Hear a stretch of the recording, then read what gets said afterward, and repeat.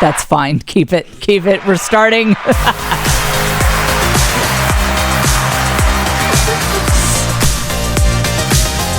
Staying on brand, as always, this is the Jen Fulwiler Show. Welcome. All right, I've decided I'm finally doing a Patreon Live. You can ask me anything. This Saturday, it's happening. Most likely. It is almost definitely happening. I don't know what city I'll be in, who else will be involved. I don't even know for sure that it's happening because we have been exiled into cancer land over here. And a crazy thing about cancer is it doesn't respect people's schedules. Larry, the cancer we're fighting here, that's what we call it. Larry, I need to share my Google Calendar so that we can get this a little more organized. But I do intend to do a Patreon Live where you guys can chat with me live. You can ask me anything. I cannot promise that I will answer anything, but you can anything you want to know. Nothing's off limits for you to ask. Again, I may or may not answer, but join the Patreon at any level at any time and you can get access. I think the replay will be available afterwards. If you're not available on Saturday, this Saturday, December 6th, Feast of St. Nicholas. I think the replay will be available, but I'm going to try using a new format for it. Patreon has their own live event format. And to be totally blunt, it would save me money if that one works. Zoom charges me an arm and a leg to do the format that I have been doing for our lives. So let's try the Patreon thing. It is my life and my event, so I'm sure it will end up being chaos like they always are. It is my intent for you guys to be able to see the replay if you can't make it live, but I can't make any promises. I can't even promise the event will happen. It is my intention to do a Patreon Live Saturday, December 6th, and I'll put the time up on Patreon. Patreon.com/thisisjen is where you get access to that. I also put, a couple of weeks ago, I put an overview on Patreon. Again, this is the kind of thing I don't really want out there for just anyone from my kid's school or whatever to have all these details. But I put more of an overview of, okay, here's the diagnosis. Here is where we are in phase 1 of the treatment. Here is, what the timeline for phase 2 looks like. Here are our challenges. Just for those of you who are following along with this season of Medulloblastoma House, this is like kind of your guide to help you track with what's going on. So that is also, you get access to everything when you join the Patreon. Okay. So for those of you who are new here, we have a lot of new people checking in. This is the Jen Fulwiler Show. Historically, this podcast has been about me encouraging moms with the occasional dad, with the occasional guy checking in, but a lot of women, encouraging women to see the value in finding your blue flame, your passion, that part of you that you were meant to share with the world, whether it's something big, like you think you're meant to be an actress on a big stage, or whether it's something that has less seeming grandeur to it. Like you want to bake cookies and you're really into that, decorative cookies, which is an amazing talent, by the way, to find that thing and to do it boldly and to do it with your family, to do it with if you don't have kids, your community, whoever it is that God has sent into your life, and to not buy into these silly false paradigms that are out there that say, this is an either or thing. You can either go follow your passion or you can be really into being a wife and a mom. I think it's very much a both and thing. I have 6 kids. I had 6 babies in 8 years and I wrote 3 books. In the process, 2 of which ended up on bestseller lists. The third, I feel like it would have if it weren't for the pandemic. I was on the freaking Today Show with it, but I feel like the pandemic was the reason that one didn't end up on a bestseller list. But anyway, all that is to say, I know that of which I speak. And then going into stand-up comedy and radio and all of that, I have spent my entire adult life figuring out how to always put family first and realize that's what life is about. And also realize, frankly, it's more fun for your family if you are doing cool stuff. Kids love that. Spouses love that. So that's this podcast, is me kind of thinking out loud about that. And every episode is me saying what I wish someone had said to me 10 or 15 years ago. That is what this podcast is. So Caitlin White is our lovely producer. We usually publish new episodes every Wednesday, but again, Larry sometimes has other ideas about what we will be doing with our time around here, and we are coming to you from Austin, Texas. And to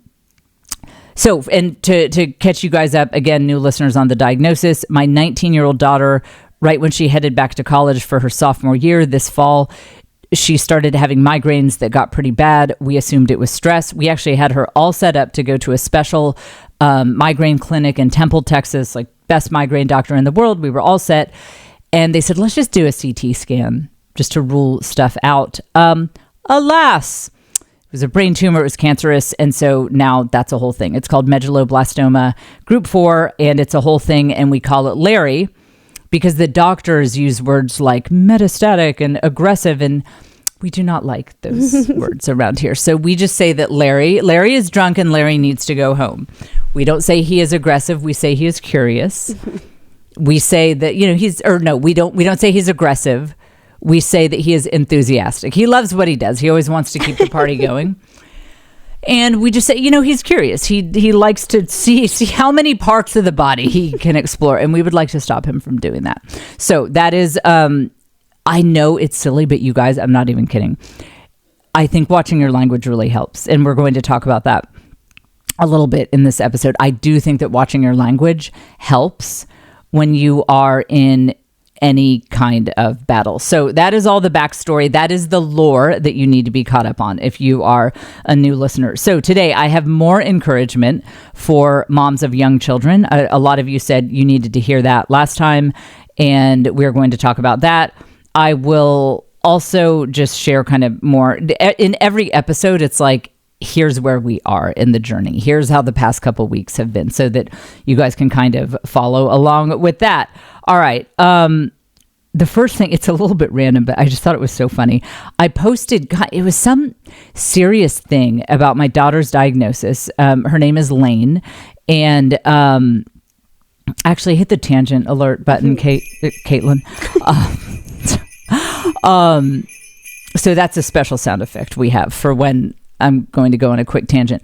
Some people have asked, is her name Lainey or Laine? No, it is Leanne. After she was born, I found out that is usually more of a boy's name. I actually did not know that it sounded like a great name to me. I had never heard that was supposed to be a boy's name when we chose that name for her. But Leanne is a surname in my family. It's a last name.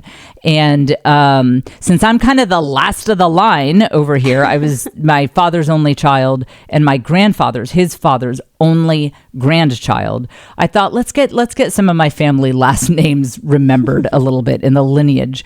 So her name is Leanne, Lane, Leanne Claudia. So I was posting something on Instagram stories, I don't know, like grateful for the family or something. And it was a selfie with Leanne and me and the other, her 5 siblings. Now, bring that up, Caitlin. My dear friend, Ellen Skermetti, she is a comic. You have to follow her. She is so funny. Ellenskre. Man, I don't know. Skermetti. It's what is that? It's not Italian. Is that Croatian? What is that? I would have no idea. Okay, I need to ask her. Like, what is that last name? It's great. It's SK whatever. If you type in Ellen SKR, I really don't think a lot of other accounts are going to come up. She is hysterical. You have to follow her. Go see her shows. So she replies, my oldest son is in the way back. You can see about 2/3 of his face. Ellen says, how old is the boy in the back? I want to make arranged marriages a thing so I can choose co-grandparents. Yeah. Listen, if you guys don't think... here's what I've been thinking about, because Ellen and I were texting about this. I'm so serious about this. I guess the law says that we can't truly do arranged marriages. I think my kids would object to that. So I guess we can't truly do that. But what about this?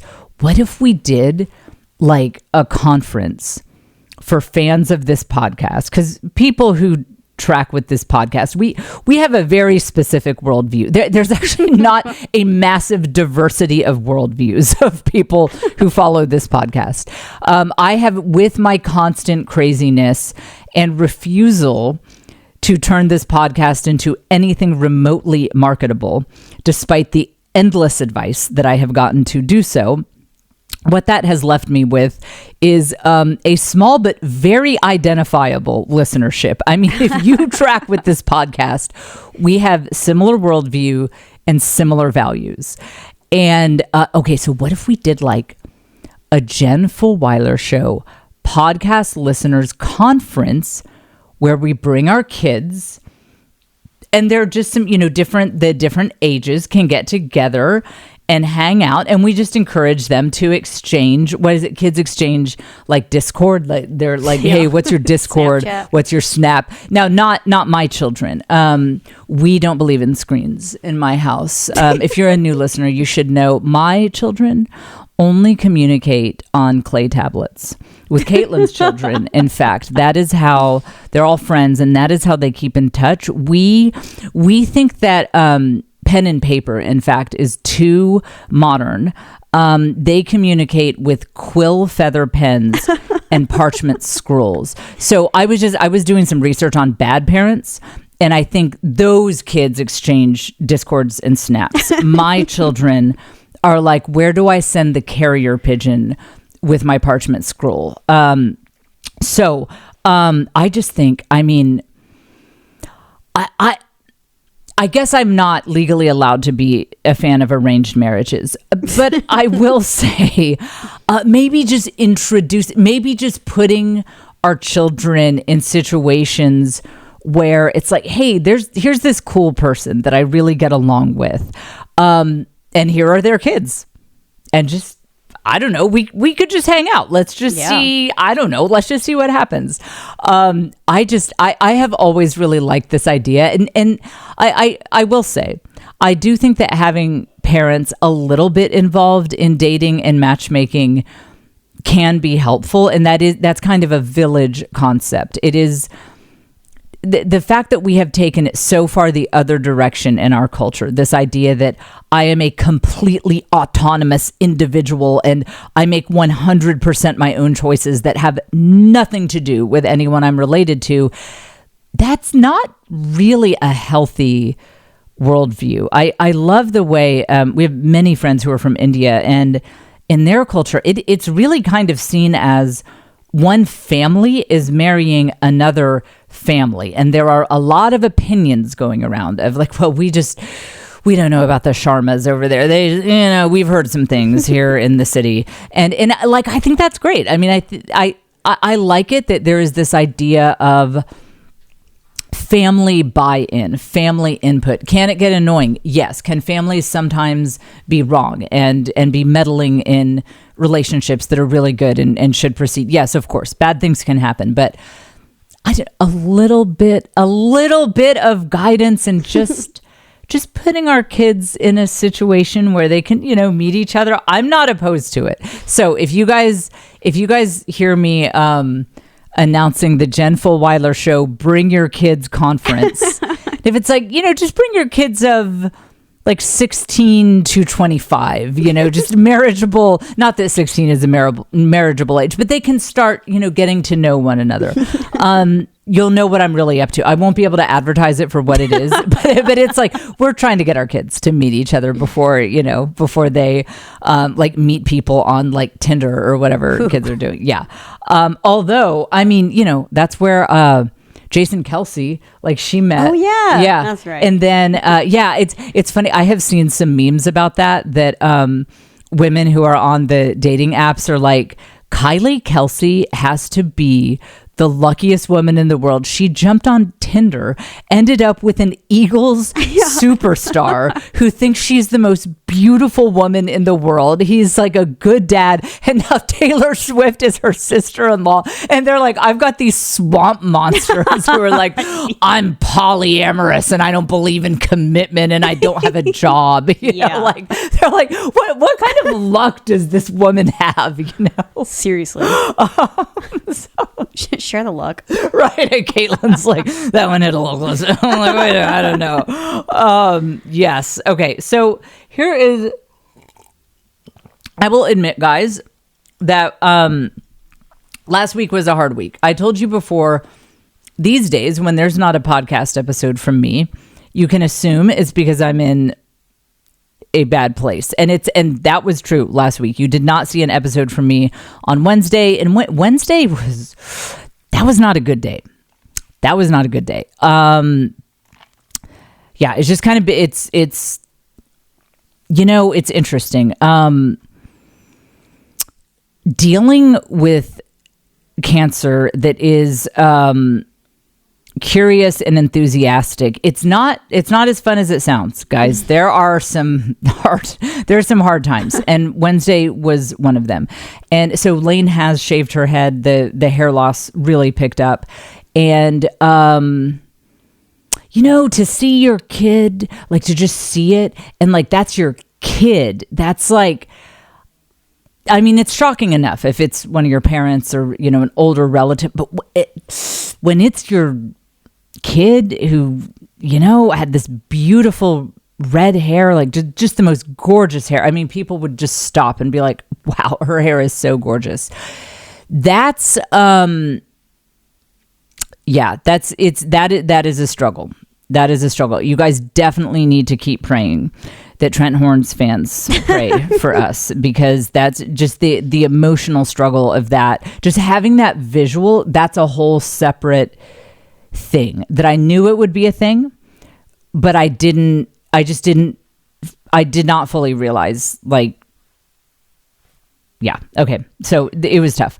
And so that all happened last week. And then also last weekend, I had to move Leanne out of her dorm because she has had to withdraw from college. So she shaved her head on the same day that I moved her out of her dorm. And so it was like, what about drugs? Have we like, I think it's time for that. And I don't mean Xanax. I mean, like, what are they doing on the streets? You know, I'm about ready for that to get through some of these days. But so that was a lot. And then, you know what it was that tipped me over the edge? I hadn't had a meltdown in quite a few weeks. A couple episodes ago, I told you guys about the time, it was right around the brain surgery, right around October 6th, when I was just losing it to such a degree. I almost got trapped at the Buc-ee's in Giddings, Texas at midnight, in Giddings, Texas, because I could not drive, because I was such a mess. And it was genuinely kind of a scary moment. I was like, I can't get it together, but I don't think I can live here in the Buc-ee's parking lot. And it's midnight, and like, I don't know what I'm going to do here. So it had been a while since I had that. But Wednesday, it happened again, and it wasn't even my fault. You know what it was? I'm so dead serious when I say we have got to get better control of the playlists in hospitals, in NICUs, and in radiation centers. Because I the first time I really thought about this was, everyone knows, or many people who listen to this podcast know, that my best friend, Leah Darrow, she had a baby who was born very, very premature. He had a 3% chance of survival, and he is doing amazing. He's great. There's some lasting things that they're still helping him out with, but he's such a smiley, precious little baby. But that was obviously a very scary and very hard road. And Leah and I message each other on like a video app where you send video messages back and forth. And so I was listening to this update from her when she was in a cafeteria right next to the neonatal intensive care unit that her son was in. And, she was saying some hard stuff. She was like, the doctors are not optimistic. These next procedures that we're heading into One of the doctors took me aside and said, I got to be honest, I really don't know if this is going to work, and this is our last chance. And it was this, it was this very heavy conversation. Do you know what song was loudly playing over the speakers? Landslide by Stevie Nicks or Fleetwood Mac or whatever. The Landslide was playing in the background. I was like, that should be illegal. You can't do this. This is like where all the parents from the neonatal intensive care unit with little babies who are fighting for their lives, they go into this cafeteria. You can't play Landslide. You can't play Landslide in that cafeteria. Okay, so Wednesday. So this was last Wednesday when I didn't have a new episode. So a week ago from today, I was in the radiation unit. We were just a couple days in to Leanne having shaved her head, and I hadn't gotten a lot of sleep because all of these appointments happen kind of at random times. So you might have a very late appointment one day, and then we need to get up at 5:30 in the morning the next day to just with traffic and everything to make sure that we make it downtown. And I won't go into the details, but there were just a bunch of logistics. There were some insurance things just hit with these bills that are like, are you guys, did like a cat walk on your keyboard and like stood on the 0 button? Like how could that, what?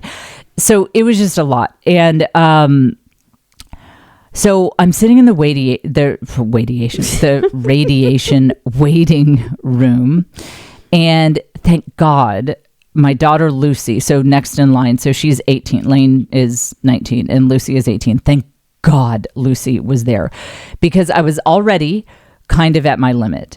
And the radiation people came out and said that they weren't able to finish the radiation because something got messed up related to Leanne losing her hair. And I went into more detail on the Patreon. I'm not going to go into the whole thing here, but suffice it to say, radiation is the bread and butter of this battle. Radiation is the name of the game. I cannot possibly emphasize how important radiation is.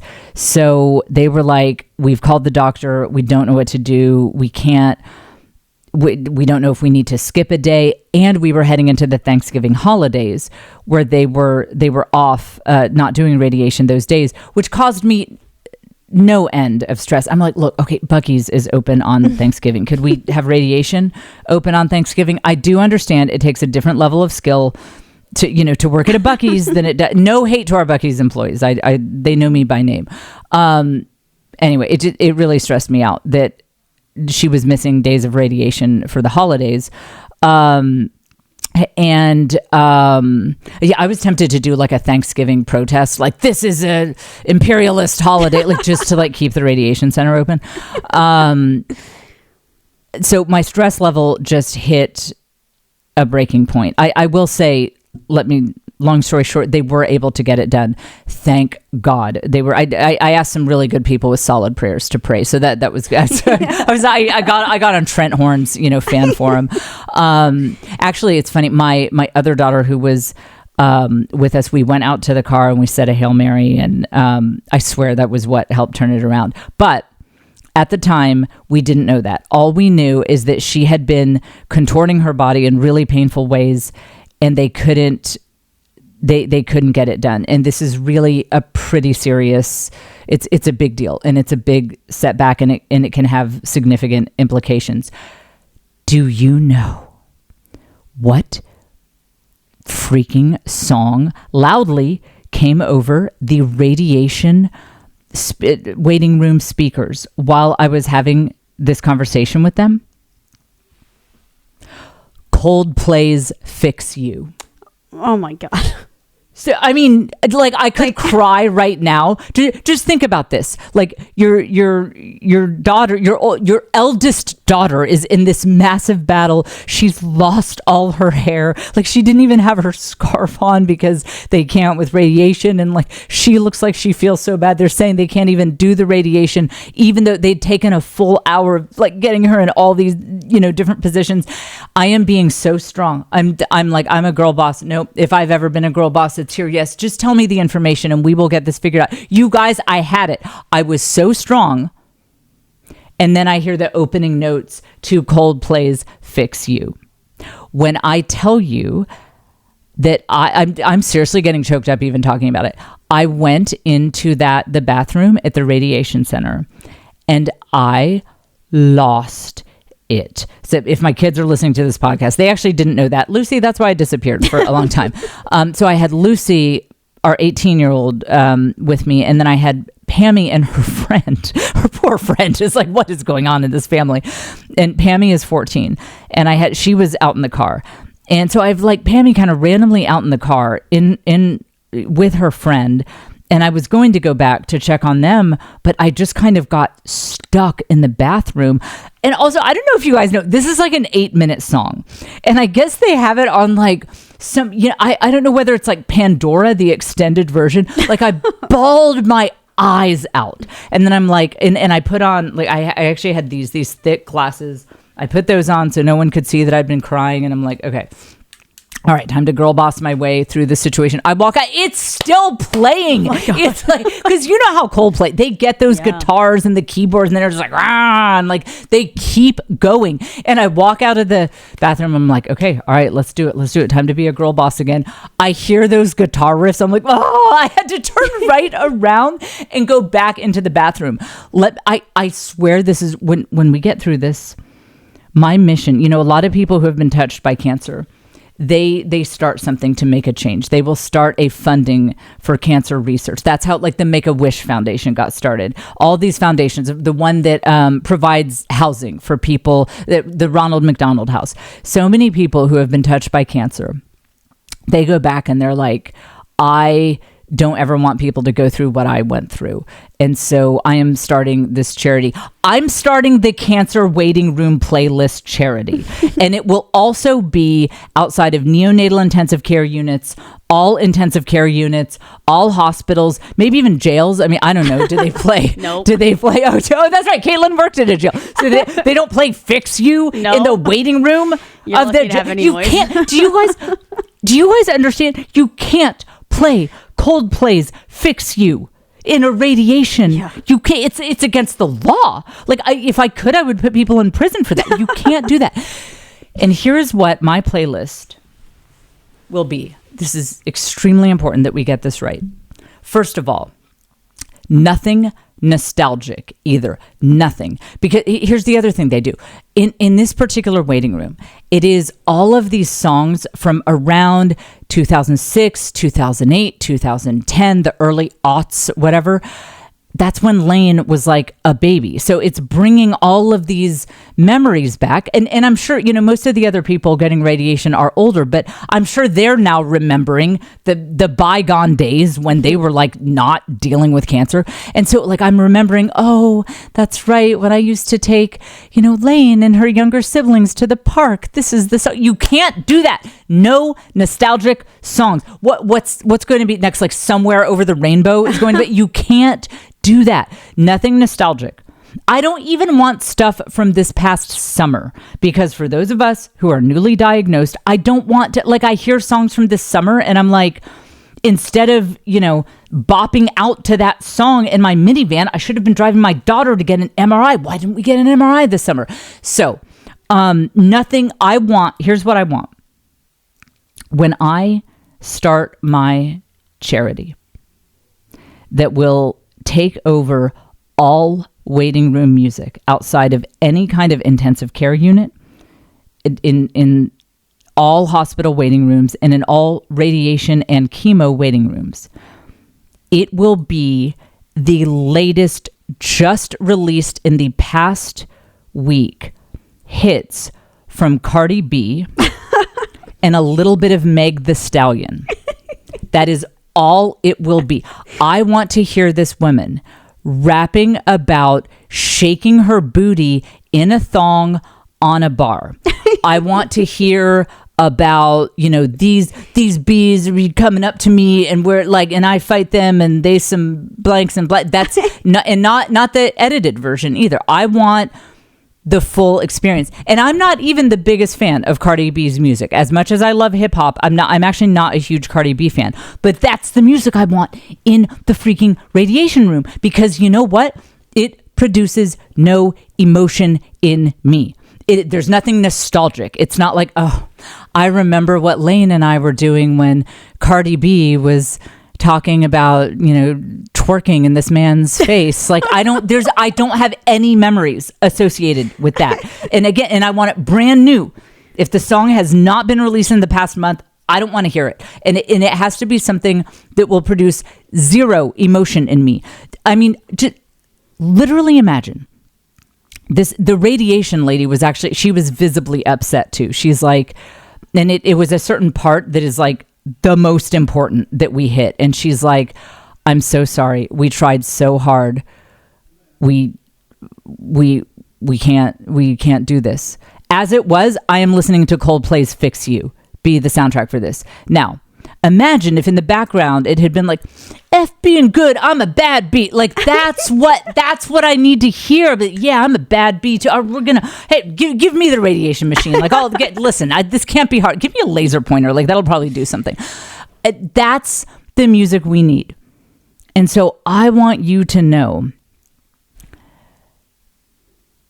10 years from now, if God forbid you are ever like in an oncology waiting room, I hope it's like maybe one of your enemies is there and you're just there to like pray for them or something. And you hear that it's all Meg the Stallion, Cardi B, Big X the Plug, just like some of the, just whatever the modern version of that, maybe a little bit of Drake, some Kendrick, whatever the current version of that is. I want you to know that's Jen.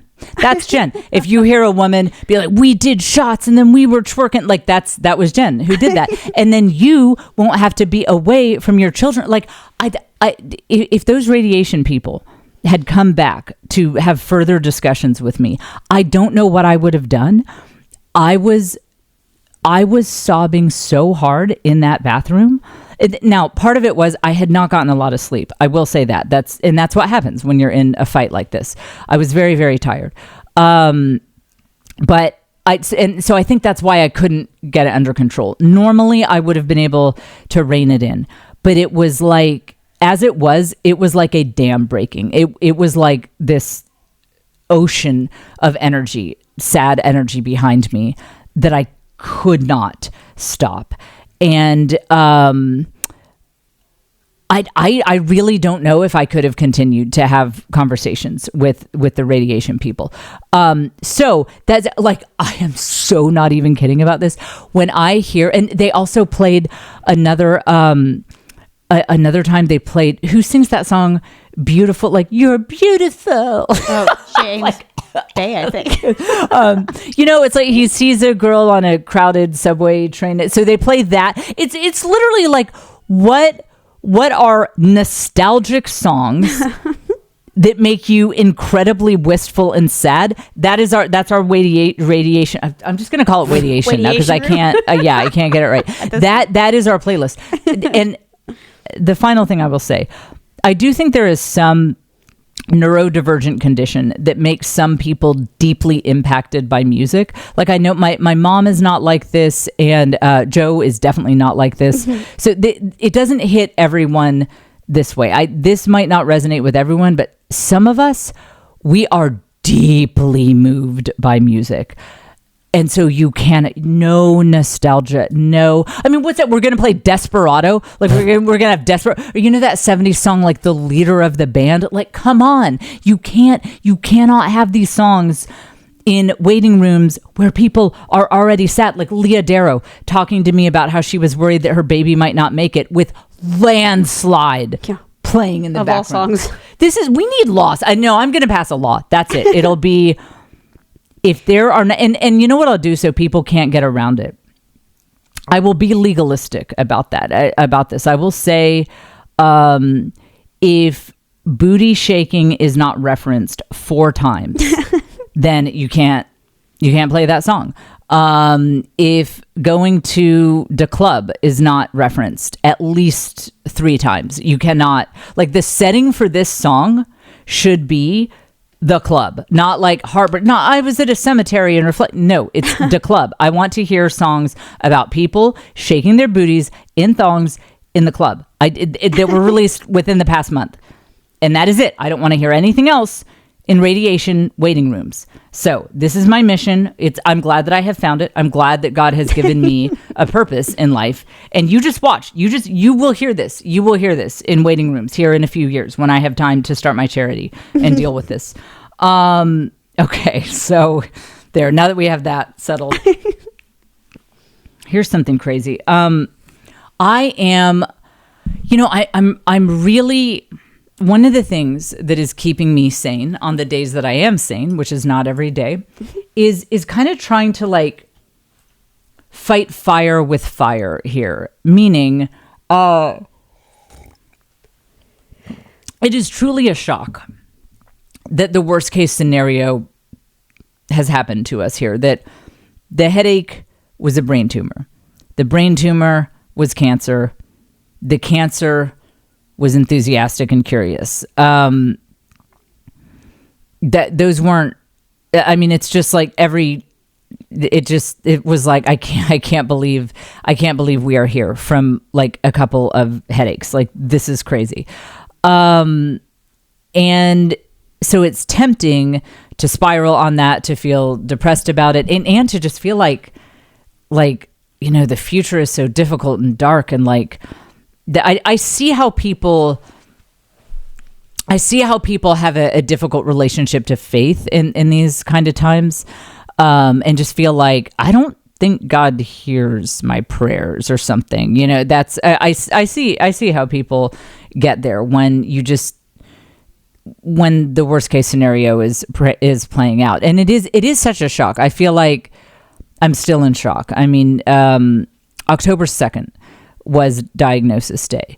But here's where I'm trying to fight fire with fire. One of the things that comes with a shock diagnosis, as I've said in many episodes recently, is it is really impressed upon you that you don't know anything about life or the future or about what's happening tomorrow and how things are going to go. And that could cut either way. So far for us, it's mostly cut in a bad way. But like I was saying in the last episode, the shock, just the slap in the face of having something play out that we just could have never imagined, has also reminded me that there are plenty of other things in the future that I can't imagine, and they might not all be bad. Again, in the last episode, I was saying, like, I don't know, what if some researcher is out there doing incredible work on group 4 medulloblastoma right now, and I don't even know about it, and I'm going to be shocked in 3 months when it's like, oh, this is huge, this is a major breakthrough. I mean, the fact that it has been impressed upon me on a whole new, much more deep, much more visceral level, that you just don't know what's going to happen in the future, I am trying to use that shock that I feel to comfort myself as well, to remember, like, okay, but good things could happen in the future too. Just because none of that has happened like at all this year, doesn't mean it couldn't happen in the future. Okay, so I'm leading up to something. I found something that I wanted to share with you, and I couldn't decide whether I was going to share it because it's a little bit intimate, and it was a big, like, moment for me when I came across this, and I couldn't decide if I would keep this to myself or not. But I think it's interesting. I think you guys might enjoy seeing it, and a lot of you have been with me for a long time, so I did want to share this with you. So don't pull it up yet, Caitlin. So I was looking through my Instagram story archives I was looking for something in there, and I had forgotten that right before we got the call saying that we have a big problem, that I had posted an Instagram story telling a funny story.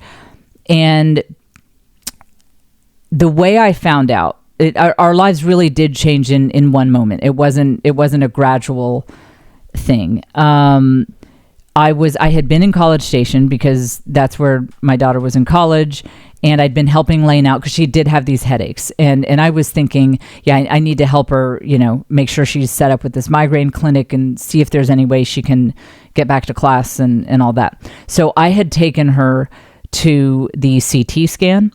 And then the plan was that I had ordered some food, and then I was going to pick her back up. And I was at a hotel because I'd spent the night for a couple nights. I just wanted to see if I could help her get to classes and, help her clean her dorm and do laundry and things like that. So I had been staying at a hotel. So the last thing on the list was just this CT scan. And then I was going to go get my stuff from the hotel and pick her back up, and then we would go home. And my husband texted me, and looking back, I think it was text instead of a call because I think he was on the phone with the radiologist doctor. I think that's why he texted me instead of calling. And he was like, they saw a mass in the brain on the CT scan, and you need to take her to the emergency room right now. And it's like, and I just kind of knew in that moment. I was like, ooh, I bet this is not going to turn out to be nothing. I bet it, I just kind of have a feeling. And so it really was one of those, like, I have a timestamp. I can tell you the day and time that my life changed forever. And so it was crazy when I was looking in my Instagram story archives to see, I was like, oh, I forgot that I had posted a story right before I got that text. So I just wanted to bring you into this to share the story, and we can rewatch it together, knowing you are watching someone whose life was about to change forever. In Caitlin, how many minutes are between 4:58 p.m. and 5:28? Yeah, we don't know. No, 4:53. Yeah, we don't know, but it's, it's 28 plus 7. So that's, we all know what that is. I just don't want to say. I want to let you guys do the math. We all know 28 plus 7 off the top of their heads. Fewer than 40 minutes. The video you're about to see is my life was about, the bottom was going to fall out of my life in 28 plus 7 minutes after this. Play the video, Caitlin. Did a complicated food order for multiple people on a mobile app. After I got everyone's orders in, there was an option to put it all in a clear bag. And I thought, that's great. I love that they offer that. I mean, I don't care if it's clear, but yeah, I would love one of those.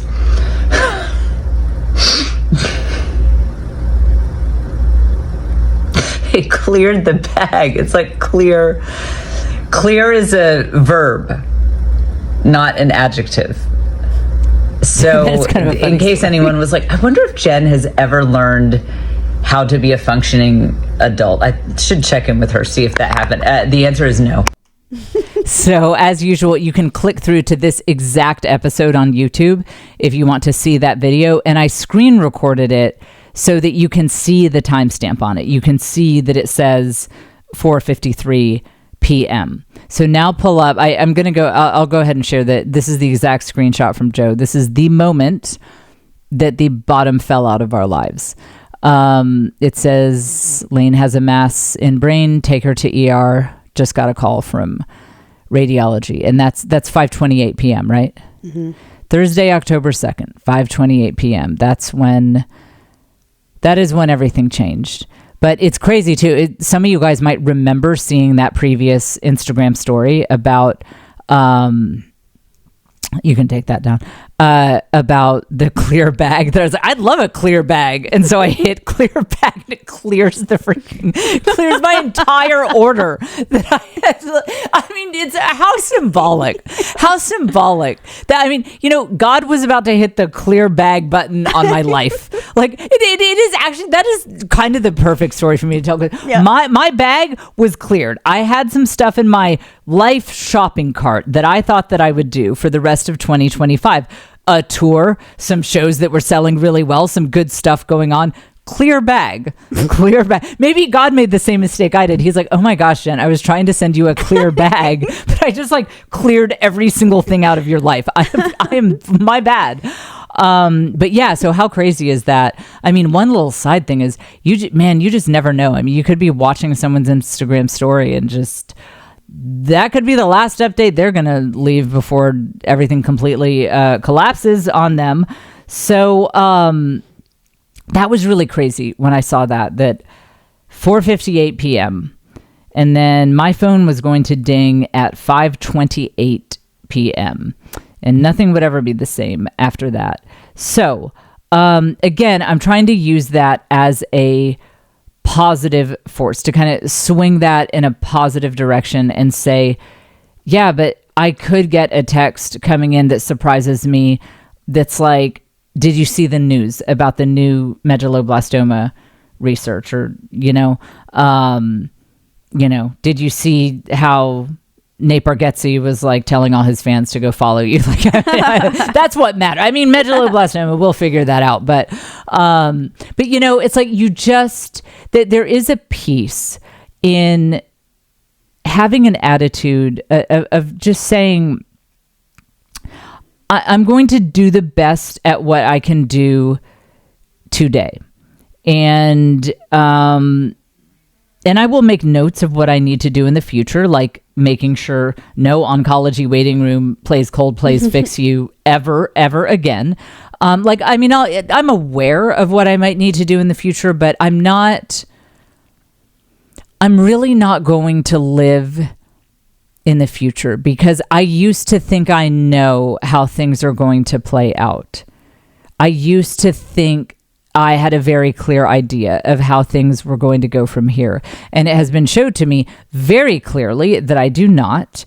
And so I'm trying to take peace in that my newfound deeply visceral knowledge that I really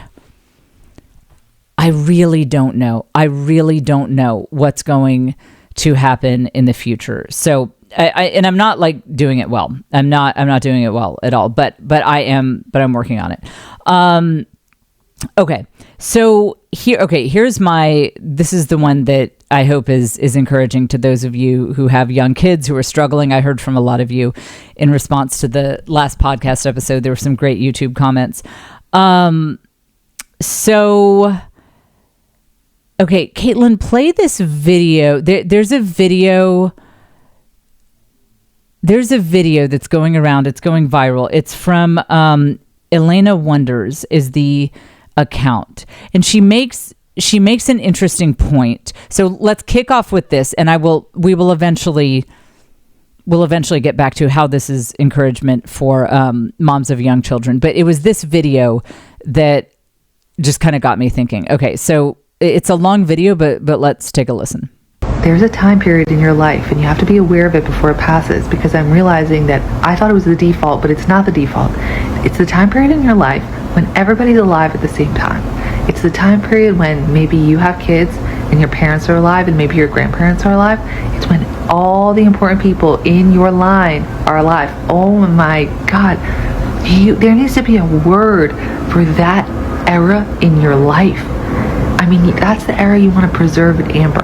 That's the era you're always going to want to go back to. Now, because I'm naive and an idiot, I just kind of was like floating by, thinking that things were going to stay the way they were. And this year rocked me to my core. Keep it up, because I might play the rest of the video. So she seems very sweet, and I love this message. It's, realize that things can change, especially the older generations. They might not be around forever. And that I can relate to that. I see what she's saying, especially that as we did Thanksgiving last week, it's just my mom left. And, and it wasn't that long ago that, let's say in 2014, Thanksgiving or Christmas would be us and our 6 kids, my mom, my dad, Joe's mom, and we weren't as close to Joe's dad, but like he might stop by. And then his Uncle John was like a father figure to him. I mean, they were very close. He was very much like a father to my husband. So Uncle John might stop by, and just a couple other extended family people might stop by. Every one of the people that I just mentioned has passed away, except for my mom. She's the last one standing, and she's going to outlive all of us. Yeah. I mean, she is going to outlive her grandchildren. Like, and they're going to live long, healthy lives. But like, I mean, she's going to live to be like 130. She just she doesn't need sleep. She just like with helping with, I mean, she'll carry like a big thing of laundry up the stairs by herself, like an overflowing basket. She's 80, and she'll have like 3 hours of sleep and do this, and it's like nothing, like not even on her radar. So my mom is healthy enough for everyone, but yeah, my grandfather, my dad, my mother-in-law, my father-in-law, and this uncle who was like a father to Joe. They all passed away in the past, certainly in the past 10 years. Yeah, they all passed away in the past 10 years. But some of them, a big loss in the past 5 years. So I know what she's saying. When I looked around, in 2014, because there were also a couple of extended family members who would stop by, like my dad's cousins or my grandfather's cousins or something, who have also since passed. So I know what she means, that you look around at some of those pictures, you're like, wow, that was special. That was really cool that they were all here. But we are not going to get trapped into that kind of thinking, because I do think it is culture of death thinking. And all of this sad nostalgia can really be solved by breeding recklessly. To throw your contraception in the trash can and watch how quickly you stop thinking like this. Because here's the thing. In the culture of death, and I'm not criticizing this gal Elena. I think this is a very sweet message, and I do encourage people to appreciate the nice things you have, because they could all be taken away. That's just because that's, we're having a tough year. But no, I appreciate what she's saying. And it's a well-meaning video. But all of us, everyone who lives in this culture is not, I think, even aware how much the culture of death mentality impacts people. And in the culture of death, there is this idea that like the number of children you have, it must be very, very controlled. And then at some point you decide we are done, and you wipe your hands of that, and you are definitely absolutely done. And because this is something that you should 100% control and never be open to any other possibilities. Let me tell you, when you are just very irresponsible with family planning, you never know when the new people might arrive. Because what gets people in these sad states of mind is they're like, my kids, the only kids I will ever have, were already here, and then these people eventually passed away. But here's the thing. When you're as reckless with family planning as a lot of us are, it's like there's a pregnancy scare every month, guys. I mean, you never know when your family's really done.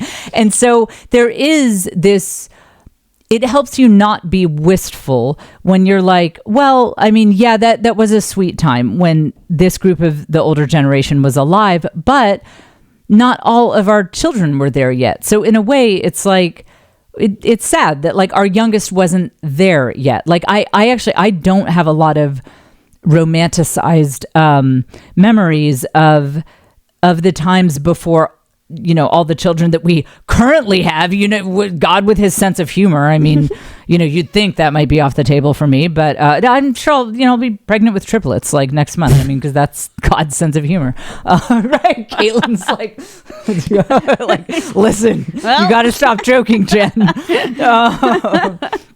Yeah. Oh, yeah. If I want that to happen, I'll write in my gratitude journal, I'm just grateful that I think I've passed the season where I need to worry too much about triplets. Can we burn that thing already? Yeah, right. Yeah, no, I've got to stop with the gratitude journal.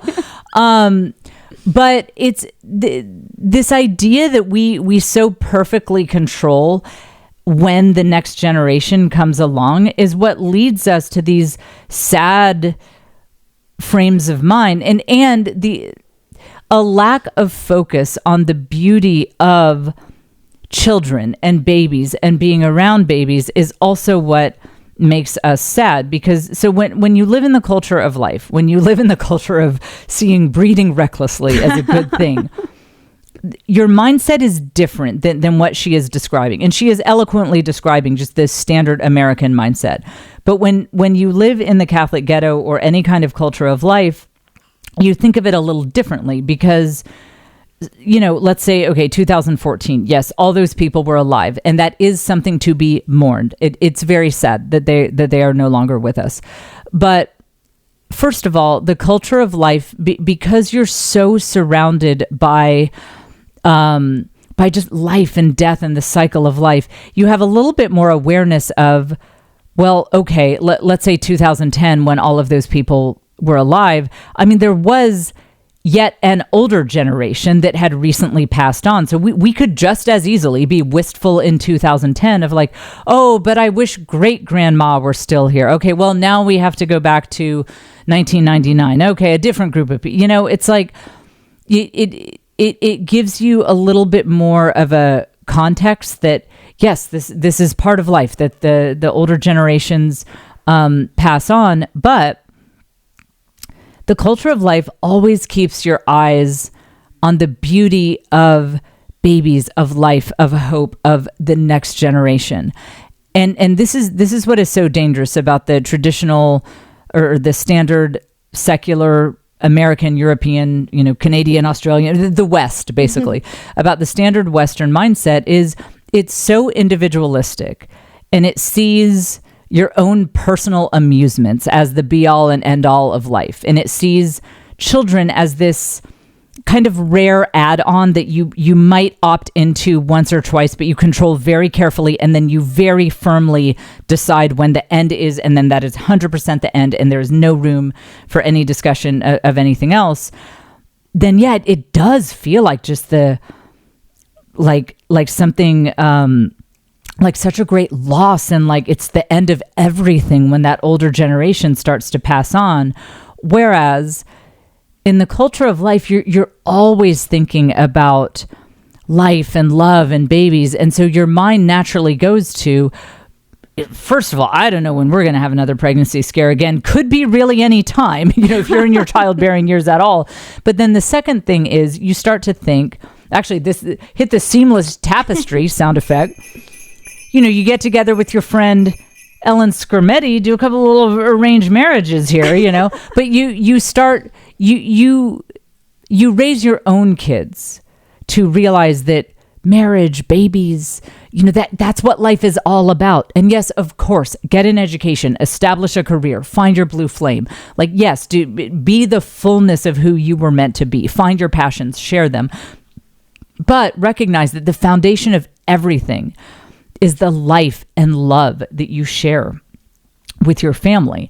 And so with your own children, you raise them to think like really putting marriage, family, or for those of us in the Catholic ghetto, you might be like a priest or a nun or something, but that we call that primary vocation. And we really raise them to think about like, this is going to be the foundation of your life. And yes, also think about career and things like that, and how you want to make money, what you want to do for hobbies, whatever. Yes, that all matters too. But never lose sight of the fact that who you marry and, you know, being open to children, if you're able to do that is what matters in life. And that is the foundation of life. And that is the bedrock on which you will, you know, hopefully kind of use as a launching pad for career, for things like that. And when you have that mentality, it's not quite so dreary and sad and hopeless when you think, gosh, all those people, they're all dead and then no one's alive anymore. I mean, I assure you, as the only child of an only child, I am the last in my line, and everyone's dead on that side of the family. I've said before that I was trying to think of what my grandmother's birthday was the other day. There's no one for me to ask. I do not have aunts, uncles, cousins, great aunts, great uncles, great cousins, cousins twice removed, whatever, on that side of the family. It was my grandparents. They had one child. He had one child. That's it. They're all gone except for me. So if anyone understands nostalgia for people who have passed on, it is me. But I will say it fills me with so much happiness and hope to say, yes, it's so sad that they're gone. Truly, it is so sad. But I'm thinking like, okay, my oldest is 21. Are we going to get some, get some grandchildren? We just need to see. How old is Ellen Scrimetti's oldest daughter? I mean, I think we have a few years, but like we can start, getting this together. And I will say, you can't control what your kids do, but my kids know that we believe that marriage and family, or, priesthood, nun life, whatever, that figuring that out should be a very, very top priority. And that they should live their lives in a way that's like thinking that direction, not putting it off, not thinking that career is more important than that sort of thing. And I will say it really helps you not feel so sad when you think of what has been lost, because it makes you excited about what the future holds. It's like again, if I think of memories of, oh, this person was alive in 2010, like, okay, that's sad that they passed on, but my youngest 2 children weren't here. So it's like, well, we're missing people on the other side of the calculation there. So, it just puts you in this mindset when you're like, wow, there's so much life and love to come. There's so much, hopefully, God willing, there will be new people joining us. There will be new stories just getting started. And that's what it is. There's the summary. Special sound effect just for that. A culture of life mentality always puts your mind on the greater story. That, yes, there's the sadness of loss, but there's always that hope of the future, that, you never know when a new baby might be on the way. You never know when you might be, get another grandkid or whatever. Or for people who, having their own biological children wasn't in the cards for them, you never know when God might send some, great new person from your neighborhood into your life, or when, maybe your niece or nephew really needs help from you and you develop a great, wonderful bond with them, and then they have kids and that sort of thing. The culture of life really helps you see your place in the great story, and it helps you understand that the story continues. There is more great story of new people with new ideas and new trials and tribulations and new hopes and dreams and stories. And that's all coming in the future. But the culture of death, the secular culture, that you just sort of don't think about that because you're so up in your own business and in your own head. You're not thinking about babies and will my kids have babies and will my kids get married? Like, you're just not thinking that direction. And so it really feels like there is this great story that's like just kind of ending right here. It's just the end. It's over. Whereas the culture of life makes you realize, oh no, the story continues. That one chapter closed, but another chapter is actually just beginning. Let me see. Let me see what else she says in this video, because the video is good. Again, I like this video. I disagree with the worldview behind it. I'm realizing, oh my God, loss is real, and I'm realizing that what you really want to do is take those years when everybody's alive together, and you want to remember them, and you want to put your phone down, or you want to take your phone and record them just being alive, and just say, this isn't for a video, this is just for the future, this is just for future me, because oh my gosh, it's precious. Walking into the house, seeing people there, being able to just drop by, if that's the kind of life you have, or even just being able to pick up the phone and call, having the generations meet and mingle. There needs to be a word for the time in your life when you are still someone's kid and you have kids and your parents are also still someone's kid and you guys are all alive, and that's a precious time. I think there's a book I read, it's called like The 7 Good Years, and it was a time when the author's father and his son were alive at the same time for 7 years. Maybe that's what it's called, the good years. It's the good years. So whenever you see an older person, you have to know that they had the good years and they're living without those good years, and that means they're automatically tough because See, most of us have not gotten there. And I would say, Elena, again, the account is Elena Wonders. I would say don't fall into that thinking, okay, I'm done with the video. Don't fall into that thinking, guys. The good years are right now. The good years are right now. There's another kind of secular concept there that we know who, like, it kind of assumes the older generation will, they'll be the ones to pass on and the younger generation will definitely be fine. And like the Catholic mentality is none of us know the hour or the day. None of us. So don't assume that you know how things will go, but definitely don't. I don't know what people are talking about when they're like, oh, you had some good years and now the old people have their terrible lives. And like she's very young. Like I bet she's thinking of people who are like 56. Yeah. They're old. They're so old. And in their elderly state, they've passed the time when they had the 7 good years and they're just these decrepit skeletons who are like somehow still existing. You guys, listen, I plan to be living my best life, talking trash, probably still doing this podcast when I am like 90. I will tell you, the good years, if God willing, if I live to age 90, I will never stop having the good years. And I hope I am a great grandmother. I hope I have all these grandkids. It's always the good years. It's always the good years when you breed recklessly and you're very irresponsible with family planning, or if biological children that's not the path for you. If, just welcoming people into your life and all the chaos and craziness that brings with it. It's always the good years, guys. This story doesn't end when your parents pass on. There are new stories. The story just shifts. It's just a different chapter. And I think this hits home because I grew up around some people, not my mom, but some people who really had this like good old days mentality, that there were the halcyon years, the good times of the past, and now those are done, never to be relived again. And now we just like exist now, and we just try to find a reason to live each day, as hard as that is.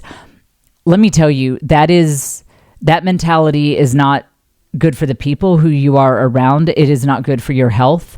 And it's not rooted in reality, because the reality is that each one of us is part of a great story. Each one of us is part of this epic saga, and the saga doesn't end when members of the older generation pass away. Because like in any good story, in any good Game of Thrones season, it's like, in Game of Thrones, you have that show. Okay, sorry for this, Dan. That show is so crazy. It's like they'd kill half the cast in episode 1, and it's like, but that didn't end it. It wasn't like, just because we killed 10 major cast members in like episode 2, season 2. They didn't end the story there. The story continues. Now, how does this relate to moms who are struggling with young children?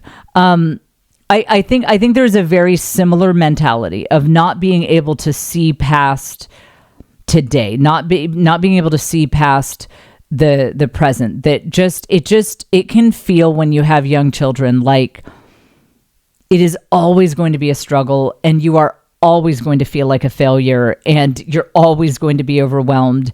And again, it's lacking that big picture perspective. So next time when, for those of you who have little kids and you're really overwhelmed, just don't forget that with these little people who you are bringing onto the stage of this grand play that you're involved in, you're bringing in all of these beautiful, wonderful new elements of the human story, and they will grow and develop, and you will grow and develop, and things will change, and it won't always be this hard. even if you continue to have one baby after another, it's still like you'll have older kids, you'll have people to help you. It gets easier, it gets better, and it's that lack of seeing the big picture, the big story, that both leads people to have this yesteryear, oh, it's so sad that now I'm 57 and just a withering mess now that the good years are gone. It's that same lack of wholeness of vision, of being able to see yourself as part of a grand story that began way, way, way before you and will continue way, way, way after you, that leads us to have that romanticizing the past idea. And it also leads us to really kind of despair when we're overwhelmed with young children, because it just feels like it's going to be this forever.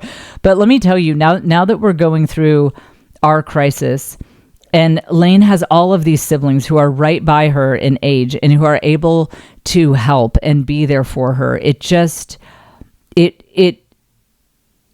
really makes me just so grateful that we got through those tough times when everyone was young, and they were tough. It was so hard, but it makes me so grateful for all of it. And I'm so grateful that I didn't listen to like culture of death, individualist culture that's like, this is impacting your career, so you should stop having all these kids. I'm so glad I didn't listen to that, because it really, now that we're in a different part of the story, the cancer battling part of the story, it really, really makes me see how beautiful and wonderful it really all is, and how much you're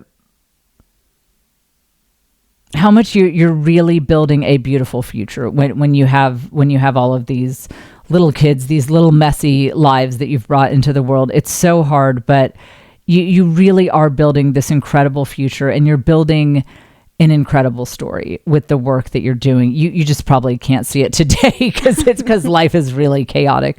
So on that note, I will wrap it up. I think we'll be back next week. Maybe assume the worst if we're not, but we will do a Patreon live. I think maybe, I don't know anything. I don't know what I'm doing from 1 hour to the next, but I think on Saturday, December 6th, I think I will do a Patreon live. I'll put the time on Patreon, and I hope, let's pray, that I will be back next week here on the Jen Fulwiler Show.